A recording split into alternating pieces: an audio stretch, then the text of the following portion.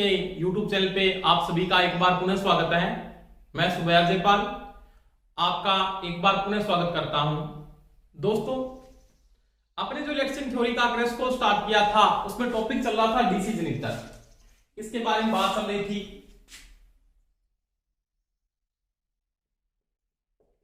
DC generator,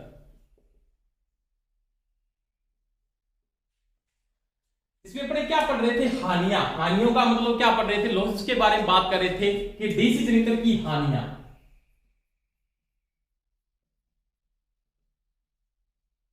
यानी losses, जिसमें आपने आयरन लॉस को पढ़ लिया था। किसको पढ़ लिया था? आयरन लॉस को पढ़ लिया था आपने। आयरन लॉस में आपने एडिटेंट व स्टेसिस दोनों के बारे में क्या बात कर ली थी। आज अपने जो पढ़ने जा रहे हैं इसमें पढ़ेंगे,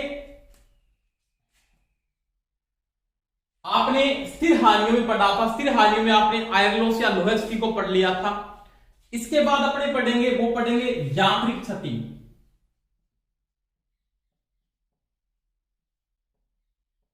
क्या पढ़ेंगे?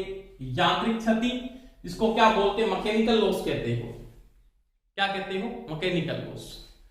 यानी इसको जो साइन किया जाता है वो WM से साइन करते हैं, मैकेनिकल लॉस। क्या बोलते हैं? Mechanical loss. ये मैंने दोस्तों बात की थी, ये दो प्रकार से होता है। एक तो होता है कौन सा? वायु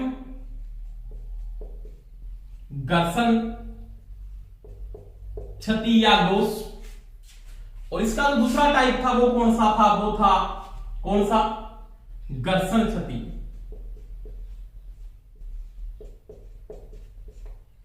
यानी विंडोज लॉस और फ्रिक्शन लॉस, दो प्रकार से लॉस होते हैं। यानी एक तो विंडोज लॉस, तो इसको बोलते हैं वायु घर्षण क्षति, और एक को बोलते हैं घर्षण क्षति। अब देखो दोस्तों, मैं अगर बात करूं यहां पे वायु घर्षण का मतलब, वायु घर्षण के कारण यहां पे लॉस होता है एयर के कारण। एयर जो गैप आपका, जैसे सिंपल सी मैं बात करूं तो मोटर की फील्ड वाइंडिंग है, फील्ड वाइंडिंग और आर्मेचर के बीच में क्या एयर गैप है, और उस एयर गैप के कारण जो घर्षण हो रहा है उसको क्या बोलेंगे? वायु घर्षण क्षति कहते हैं। क्या बोलते हैं? वायु घर्षण क्षति, या उसको बोलते हैं विंडोज लॉस। क्या बोलते हैं? Windows loss. और इसके मान की मैंने बात की थी ना, जो घर्षण लॉस आपके पास होता है ना, वो होता है 10 से 20%। 10 से 20%। तो ये तो होता है वायु घर्षण। कौन सा होता है? वायु घर्षण, जिसका मान बिल्कुल क्या रहता है? वैसे लो रहता है। अब ये जो लॉस है ना, ये दो प्रकार से डिवाइडेशन हो जाता है आगे जाके।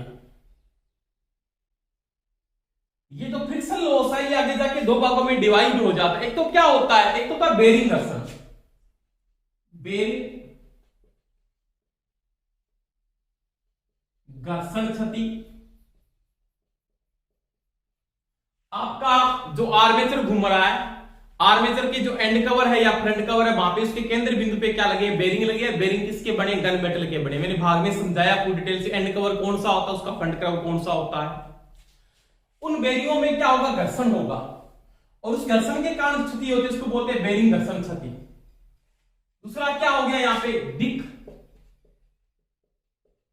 परिवर्तक, यानी क्या बोलेंगे? कम्यूटेटर। कम्यूटेटर घर्षण क्षति। अब ये किसके साथ घर्षण करता है? तो ये किसके साथ घर्षण करता है? ये कार्बन बुश के साथ करता है। किसके साथ करता है? कार्बन बुश के साथ करता है। उसके कारण जो क्षति होती है उसको क्या बोलते हैं? दिक् परिवर्तन या कम्यूटेटर घर्षण के कारण जो क्षति भी होती है वो इसमें शामिल की जाती है। यानी जो घर्षण लॉस है उसके दो भाग हो जाते हैं आगे जाके। तो बेरिंग में घर्षण होता है, एक वहां पे होता है। दिक् परिवर्तक का मतलब होता है कम्यूटेटर। क्या बोलते हैं? कम्यूटेटर। वहां पे भी घर्षण होता है, वो किसके साथ घर्षण करता है? वो कार्बन बुश के साथ घर्षण करता है। तो ये जो लॉस होता है वो वायु घर्षण, जिसको बोलते हैं विंडोज लॉस, और एक बोलते हैं फ्रिक्शन लॉस। अभी फ्रिक्शन लॉस का जो मान होता है वो कितना होता है? वो बेरिंग में होता है, किसमें होता है? कम्यूटेटर के अंदर होता है। तो ये बिल्कुल सिंपल है। और ये जो आपके पास यांत्रिक क्षति है, जो मैकेनिकल लॉस है, वो कुल लॉस का 10 से कितना होता है दोस्तों? 20% होता है। 10 से 20%। तो ये बिल्कुल सिंपल बात की। इसके बाद देखो, इसके बाद है तांबर क्षति। क्या आती है? तांबर क्षति। इसको पढ़े क्या बोलते हैं? क्या बोलते हैं तांबर क्षति को? Copper loss. क्या कहा जाता है? Copper loss. कॉपर लॉस या उसको बोलते हैं तांबर क्षति। क्या बोलते हैं? तांबर क्षति।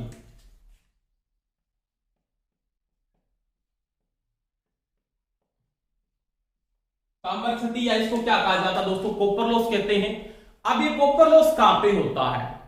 जो अपने कॉपर लॉस हो रहा है वो कहां पे होता है? ये कॉपर लॉस कहां पे होगा? जो वाइंडिंग अपने यूज कर रहे हैं, वाइंडिंग आरपीएस वाइंडिंग होगी, आपकी फील्ड वाइंडिंग होगी, उनके प्रतिरोध के कारण जो लॉसेज हो रहा है उसको क्या बोलते हैं? कॉपर क्षति या क्या बोलते हैं? तांबर क्षति कहा जाता है। देखो इसको जो रिप्रेजेंट करते हैं ना अपने को, इसको लिखा जाता है WC से। इससे लिखा जाता है WC से, यानी प्रतिरोध के कारण, प्रतिरोध के कारण यानी रेजिस्टेंस के कारण जो क्षति होती है उसको क्या कहते हैं? कॉपर लॉस कहा जाता है। या क्या बोलते हो आप? या क्या बोलते हो? तो देखो दोस्तों यहां पे प्रतिरोध के कारण यानी वाइंडिंग जो यूज कर रहे हो, जैसे आर्मेचर वाइंडिंग होगी, जैसे यहां पे जो लॉस मैंने बताया आपको, एक तो कौन सा आएगा? आर्मेचर तांबर क्षति। आर्मेचर तांबर क्षति तो सबसे ज्यादा होती है जनरेटर के अंदर। ये जो लॉस है ना, ये लॉस है वो सबसे ज्यादा होता है। इसका जो डिस्टेंस है, इसका प्रतिरोध होगा वो क्या होगा? RA होगा। इस डिस्टेंस के कारण जो लॉस हो रहा है उसको क्या बोलेंगे? आर्मेचर तांबर क्षति कहते हैं। समझ में आ गई दोस्तों मेरी बात? दूसरी किसकी बात की आपने? क्षेत्र, या मैं इसको बोल सकता हूं फील्ड तांबर क्षति, जिसको अपने क्या नॉर्मल बात बोलते हो, फील्ड के डिस्टेंस के कारण यानी RF के कारण जो लॉस हो रहा है। तो नॉर्मल मैं बात करता हूं प्रतिरोध के कारण यानी वाइंडिंग का जो रेजिस्टेंस है, किसका? वेस्टर्न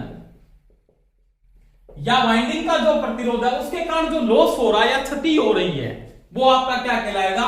कॉपर लॉस या क्या कहलाती है? तांबर क्षति कहलाती है। अब देखो दोस्तों मैं अगर बात करूं यहां पे, तो जो तांबर क्षति होती है ना, ये सबसे ज्यादा होती है। इसका मान होता है 30 से 40%, और इसका जो मान होता है वो 20 से 30%। समझ में आ गई दोस्तों मेरी बात? अब देखो आर्मेचर जो तांबर क्षति है या आर्मेचर का जो कॉपर लॉस है, यानी आर्मेचर तांबर क्षति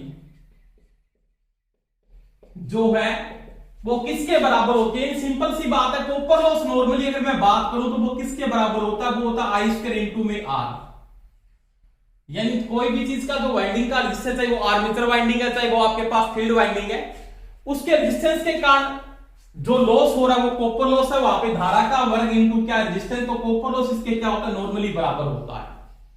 सीधा आपको पूछ लेता है तांबर क्षति किसके बराबर होती है? तो I² R ये धारा के वर्ग के समानुपाती और रेजिस्टेंस के सीधा समानुपाती होती है। समझ में आई दोस्तों मेरी बात? अब देखो आर्मेचर तांबर क्षति है तो ये क्या हो जाएगा? I² इंटू में क्या हो जाएगी? RA। आर्मेचर तांबर क्षति आ जाएगी। समझ में आ गई दोस्तों मेरी बात? तो ये होती है आर्मेचर तांबर क्षति। इसका मान कितना होता है? 30 से 40%, जो सबसे क्या होती है? ज्यादा। ये सबसे अधिक होती है, सबसे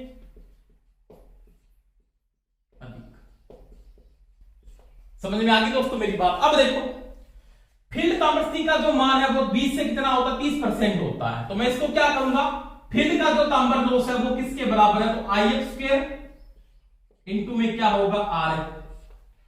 अब फील्ड है कौन सी? फील्ड में आपके पास सीरीज फील्ड हो सकती है, आपकी शंट फील्ड हो सकती है। तो अगर वो कितना सीरीज श्रेणी तांबर क्षति यानी श्रेणी तांबर क्षति या सीरीज फील्ड तांबर क्षति, तो ये किसके बराबर होगी? इसमें लिखेंगे ISC इंटू में क्या होगा? RSC। इसका मान बदलता है क्योंकि सिंपल बात है। जैसे मैं अगर बात करूं यहां पे, आपका अगर लोड बढ़ता है, IL बढ़ता है, लोड बढ़ेगा तो लोड धारा क्या होगी? बढ़ेगी। यानी जब भार बढ़ रहा है, क्या बढ़ रहा है दोस्तों? भार बढ़ता है, तो भार के साथ क्या बढ़ता है? IL बढ़ता है। IA बढ़ने से आपका क्या बढ़ेगा? IA बढ़ेगा ही बढ़ेगा। IA बढ़ेगा तो ISC का मान भी क्या होगा? बढ़ेगा। अब ये दोनों चीज है ना, ये भार के साथ क्या होते हैं, बदलते रहते हैं, दोनों भार के साथ क्या होते हैं, बदलते हैं। अगर आपका भार कम होता है, देखो अगर आपका भार क्या हो रहा है, कम हो रहा है, लोड आपने कम लिया, आईएल भी क्या हुआ, कम हुआ, आईएल कम हुआ तो आपके पास आईए का मान भी कम हुआ, आईए का मान कम हुआ तो आपके पास आईएसी का मान भी क्या हुआ, कम हुआ।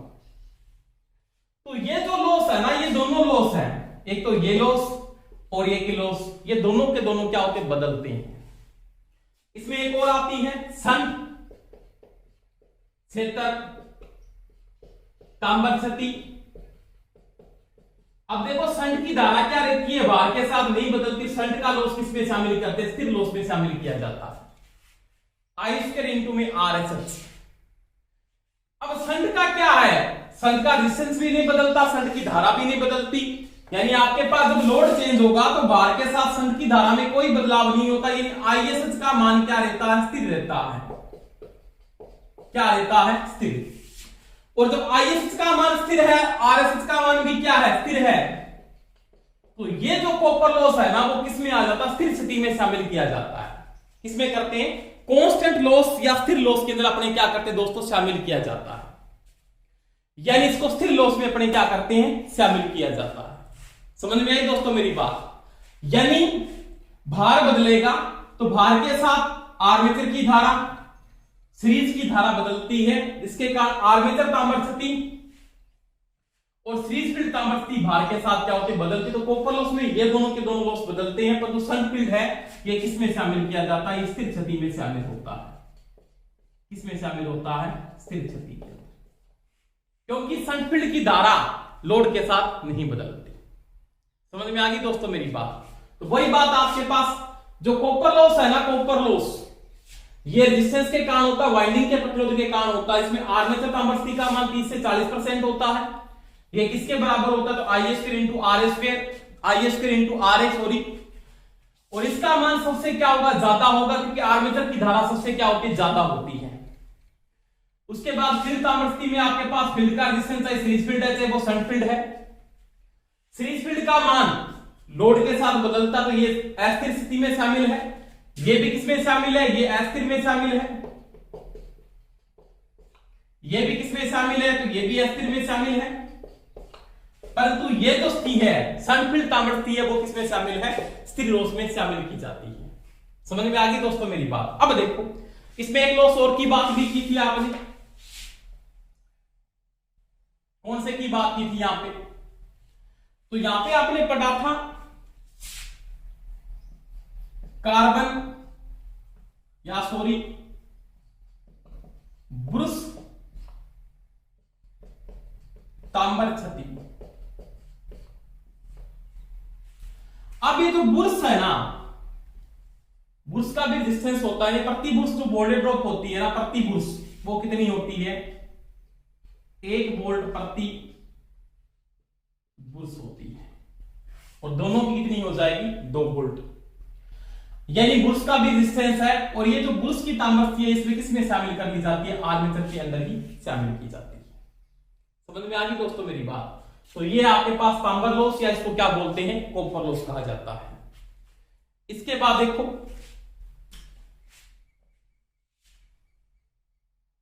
अब देखो नॉर्मल अगर अपने को यहां पे ये पूछ लेता है कि शंट फील्ड वाइंडिंग की जो तांबर स्थिति है वो किसमें शामिल है, तो वो स्थिर लॉस में शामिल होती है।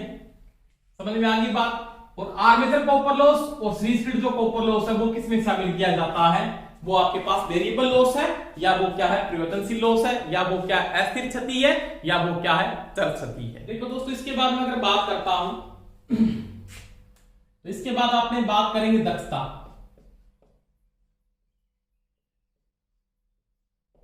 यानी एफिशिएंसी, जिसको लिखने को रिप्रेजेंट किससे करते हैं, नीटा से करते हैं।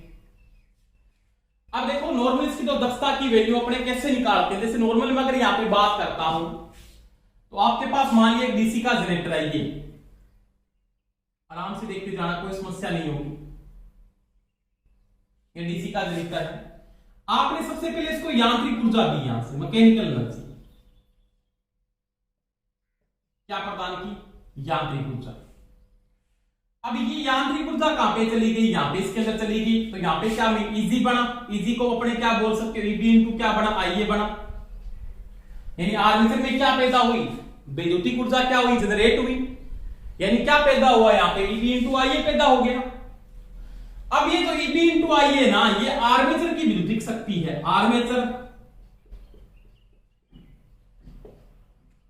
वैद्युतिक ऊर्जा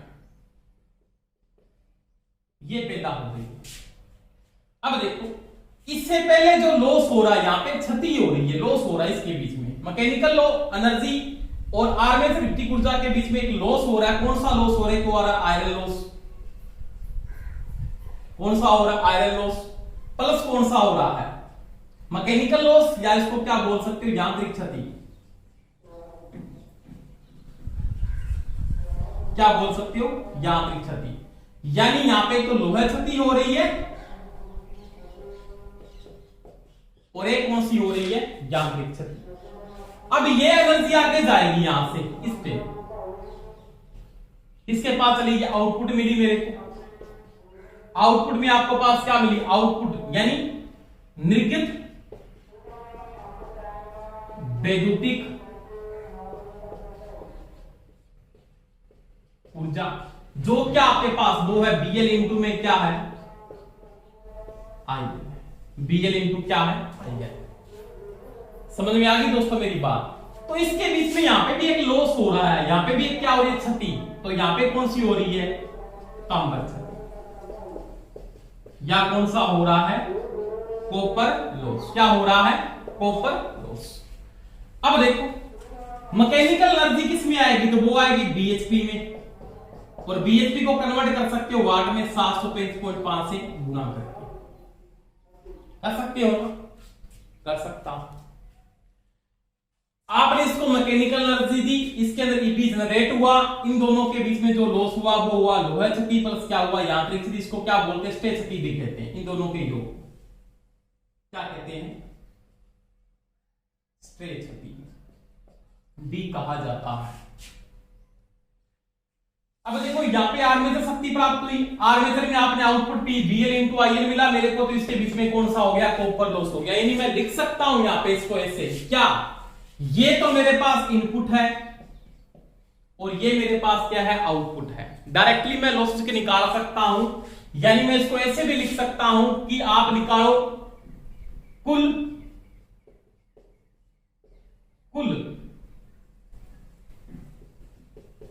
लोहा प्लस यांत्रिक क्षति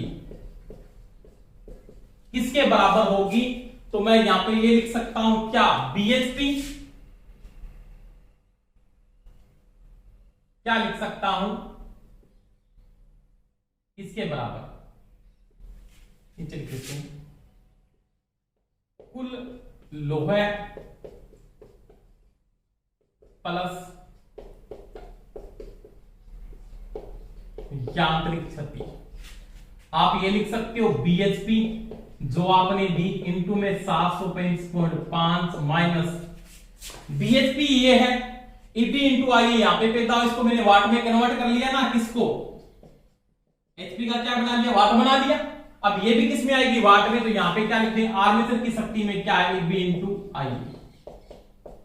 तो ये आपके पास क्या आ जाती है, स्ट्रे क्षति, या इसको आप बोल सकते हो क्या आ जाती है मेरे पास, कुल लोहा क्षति प्लस यांत्रिक क्षति प्राप्त हो जाती है। समझ में आई दोस्तों मेरी बात। अब देखो आप यहां से ये भी निकाल सकते हो, कुल तांबर क्षति भी निकाल सकते हो। कैसे, टोटल कॉपर लॉस निकाल सकते हो। कैसे निकाल सकते हो, डब्ल्यूसी में टोटल निकाल सकता हूं यहां पे कुल तांबर क्षति। कैसे, आपके पास जो कॉपर लॉस हो रहा है ना, वो यहां से लेके यहां पे इसके बीच में हो रहा है। क्या लिखोगे, ईबी इंटू आई माइनस क्या कर दो, ईबी इंटू आई में से क्या घटा दो, बीएल इंटू आई का डिफरेंस कर दो, क्या आ जाएगी आपके पास, टोटल कॉपर लॉस आ जाएगा। समझ में आ गई दोस्तों मेरी बात। मैं ग्राफ को चेक करता हूं, थोड़ा सा देखना एक बार, बिल्कुल सही है। यानी ईबी इंटू आई, ईबी इंटू आई का मतलब आर्मेचर की शक्ति में से आपकी लोड की शक्ति अगर घटा दोगे आप, तो क्या आ जाएगा आपके पास, टोटल कॉपर लॉस आ जाएगा। क्या आ जाएगा, टोटल कॉपर लॉस आ जाएगा। तो ये ध्यान रखना इसका ग्राफ, यानी मैकेनिकल एनर्जी दी, मैकेनिकल से लेकर यहां पे जो ईबी जनरेट होता है, अगर आपको कोई बोलता आर्मेचर में जो शक्ति पैदा होती है वो किसके बराबर है, तो वो ईबी इंटू आई, ईबी किस जगह वो लिख सकता है ईजी, जनरेट वोल्टेज इंटू में आईए भी लिख सकता है, कोई दिक्कत नहीं। इन दोनों का जो डिफरेंस है यानी यांत्रिक शक्ति जो आपने दी है और आपके पास आर्मेचर की शक्ति का जो डिफरेंस है वो क्या है, कुल लोहे क्षति प्लस क्या है, यांत्रिक क्षति है। दूसरी बात, आर्मेचर की विद्युत शक्ति में से अगर बाहर की शक्ति को घटा दो तो क्या आ जाएगा, टोटल कॉपर लॉस आ जाएगा। समझ में आ गई दोस्तों मेरी बात, ठीक है। अब देखो, अब मैं दक्षता की अगर बात करूं, दक्षता किसके बराबर होती है वो देखो आराम से, कोई समस्या नहीं आनी चाहिए आपकी।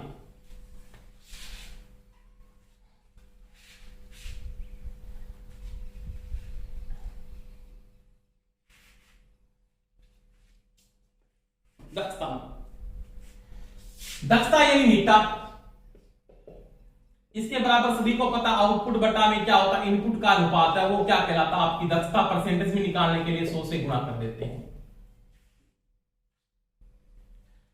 समझ में आ गई बात। तो इन आउटपुट व इनपुट का अनुपात है वो क्या आपकी दक्षता कहलाती है। अब देखो, यानी मैं इनपुट बराबर क्या लिख सकता हूं, तो इनपुट बराबर लिख सकता हूं output plus losses, total losses. मैं आउटपुट बराबर क्या लिख सकता हूं, input minus losses, input minus losses. कोई समस्या है, यानी इस सूत्रों को मैं यहां पे भी यूज कर सकता हूं। तो नीटा बराबर वो ऑप्शन में आपको ये भी दे सकता है क्या, आउटपुट किस जगह मैं क्या लिख सकता हूं, आउटपुट किस जगह मैं क्या लिख सकता हूं, इनपुट किस जगह क्या लिख सकता हूं। पहले मैंने आउटपुट किस जगह, तो आउटपुट ही लिखा, आउटपुट बटा इनपुट किस जगह, इनपुट किस जगह मैं लिख सकता हूं आउटपुट प्लस लॉसेस। परसेंटेज में निकालने के लिए 100 से क्या कर दोगे, गुणा कर दोगे। तो ये सूत्र भी सही है, ऐसे दे सकता है वो आपको बिल्कुल दे सकता है। दूसरी बात, बीटा बराबर आप ये भी लिख सकते हो क्या, आउटपुट किस जगह, आउटपुट किस जगह मैं लिख सकता हूं इनपुट माइनस लॉसेज बटा आपके पास क्या हो जाएगी आउटपुट। तो ये भी सही है, ये भी सही है और ये भी कंडीशन बिल्कुल क्या सही है। दक्षता में आप तीनों सूत्रों को लिख सकते हो, कोई समस्या नहीं, कोई समस्या आपके नहीं होनी चाहिए। और ध्यान रख लेना, हिंदी में आउटपुट को क्या कहते हैं, तो इसको कहते हैं निर्गत शक्ति। समझ में आ गई बात। इनपुट को क्या बोलते हैं हिंदी में, तो इसको बोलते हैं निवेशी शक्ति। क्या कहा जाता है, निवेशी शक्ति। ठीक है दोस्तों, तो इसको कहा जाता है निवेशी शक्ति। तो ये दक्षता है। दक्षता क्या, आउटपुट व इनपुट का जो अनुपात है उसको क्या कहा जाता है, दक्षता या एफिशिएंसी कहा जाता है, जो किसमें ली जाती है, परसेंटेज में ली जाती है। नॉर्मल इसका जो मान लिया जाता है वो लगभग कितना आता है, 80%। कितने ली जाती है दक्षता, 80%। अब अगर अपने को कोई ये पूछ ले तो दक्षता कितने प्रकार की, दक्षता अपने 3 प्रकार की यूज करते हैं। नॉर्मली अपने पास व्यवसायिक दक्षता ली जाती है, इसका मान लगभग 80% होता है। अब दक्षता कितने प्रकार की है, कौन कौन सी दक्षता होती है, मैं उसकी बात करता हूं। वो देखो आराम से, और आराम से समझेंगे, कोई समस्या नहीं आएगी आपके पास। अभी जो मैंने ग्राफ की बात की उसके द्वारा मैं तीनों को समझा दूंगा, आराम से समझना, कोई समस्या नहीं आनी चाहिए। जैसे मेरे पास ये डीसी का जनरेटर है,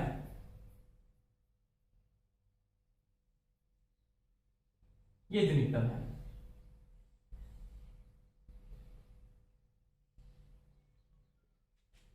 ये आपने यहां से इसको मैकेनिकल एनर्जी दी, इसकी शाफ्ट के ऊपर ऐसे मैंने यहां पे इसको यांत्रिक शक्ति प्रदान की, किसकी दी, यांत्रिक, यानी मैंने यहां पे लगा दिया प्राइम मूवर लगा रखा, मान लीजिए ये प्राइम मूवर है,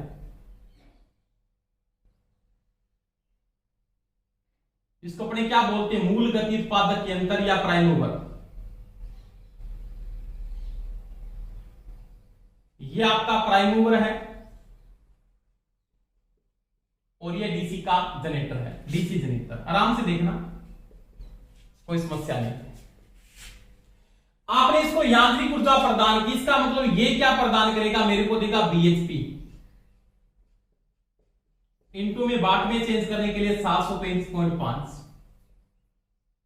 ठीक है, इसके बीच में एक लॉस हो रहा है, कौन कौन सा? एक तो लोहे क्षति हो रही है, प्लस कौन सी हो रही है? तो प्लस हो रही है यहां पे यांत्रिक क्षति। बाद में यहां पे क्या बना? ईबी इंटू क्या बन गया? आईए। ईबी इंटू आईए, ये आर्मेचर की शक्ति है, इसकी आर्मेचर की। अब ये टर्मिनल बॉक्स है,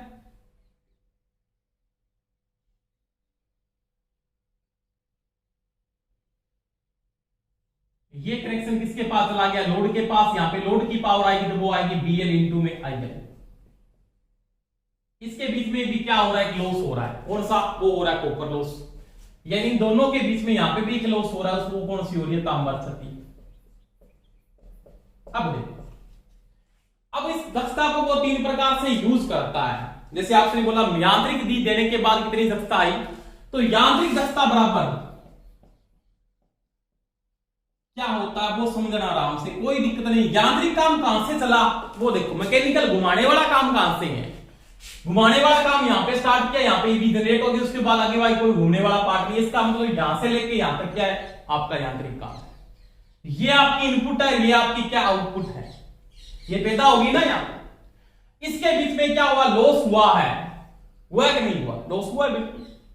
तो यांत्रिक दक्षता बराबर मैं क्या लिख सकता हूं? तो आउटपुट क्या है इसके पास? देखो आउटपुट में क्या है यांत्रिक दक्षता में? अगर मैं यांत्रिक दक्षता में आउटपुट की बात करूं तो आउटपुट क्या है इसकी? तो आउटपुट क्या है? ईबी इंटू आई। इनपुट क्या है? तो यहां पे इनपुट क्या है? BHP into 735.5। यही है ना? हाँ है। देखो इनपुट किस जगह क्या लिख देंगे? आउटपुट किस जगह लिख दोगे आप? ईबी इंटू आई बटा में बीएचपी इंटू 735.5। परसेंटेज में निकालने के लिए 100 से गुणा। तो ये आपकी क्या कहलाएगी? मैकेनिकल दक्षता, या क्या कहलाएगी? यांत्रिक दक्षता कहलाएगी। अब देखो यांत्रिक दक्षता के बाद देखो आपका विद्युतीय कार्य कहां से स्टार्ट हुआ? यहां से स्टार्ट हुआ विद्युतीय कार्य, और यहां पे जाके आपने आउटपुट लोड को प्रदान कर दी। इसके बीच में कॉपर लॉस हो गया, एक लॉस और हो गया। तो आपका विद्युतीय काम कहां से स्टार्ट होता है? तो वो तो होगी उसकी इनपुट, आप लिखोगे विद्युतीय दक्षता बराबर क्या है? तो बराबर क्या है विद्युतीय दक्षता में? ये तो इसकी क्या इनपुट है ना। विद्युतीय दक्षता में इनपुट क्या है? ईबी इंटू आई, ये इनपुट है। और आउटपुट क्या है? तो आपके पास जो आउटपुट है वो क्या है? तो आउटपुट है वो क्या है?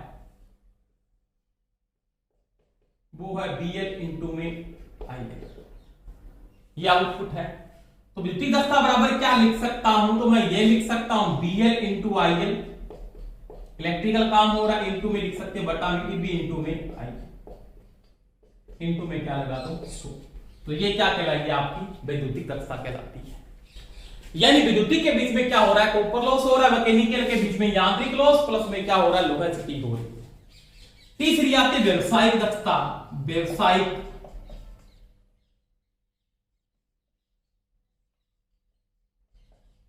यानी संपूर्ण दक्षता, इसको क्या कहते हैं? संपूर्ण दक्षता भी कहा जाता है इसको। व्यवसाय कहां से स्टार्ट किया था आपने? यहां से स्टार्ट किया था, इस बिंदु से यहां से स्टार्ट किया आपने, और यहां पे क्या कर दिया? खत्म कर दिया।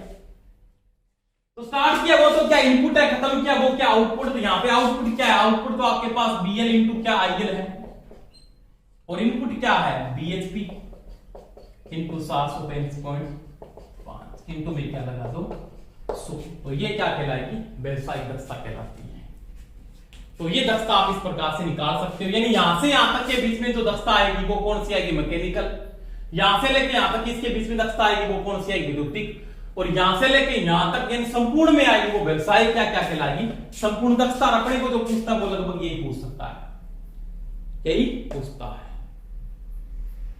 समझ में आ गई दोस्तों मेरी बात? अब देखो, अब अगर यहां पे ये बात करें कि तीनों का संबंध क्या है, तीनों का ये संबंध भी होता है, आराम से देखना। व्यवसायिक दक्षता बराबर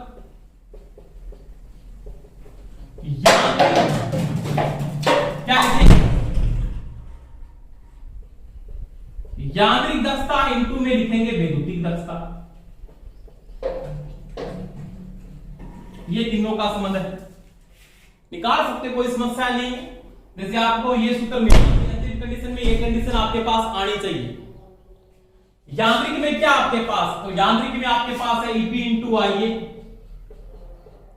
बटा में क्या बीएचपी इंटू में क्या 735.5 और यहां पे क्या बीएच इंटू में आईएल बटा में क्या ईपी इंटू आई।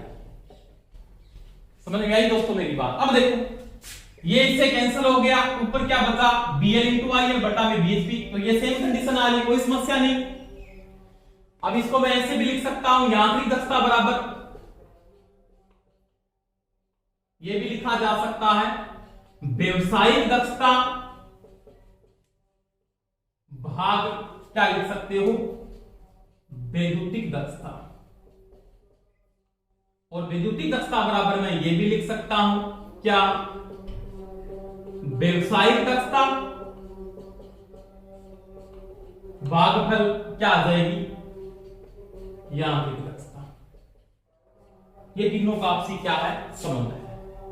तो ये दोस्तों हमने दक्षता की बात की, कौन सी दक्षता का किस प्रकार से क्या है संबंध है, और आपके कोई भी समस्या नहीं आनी चाहिए।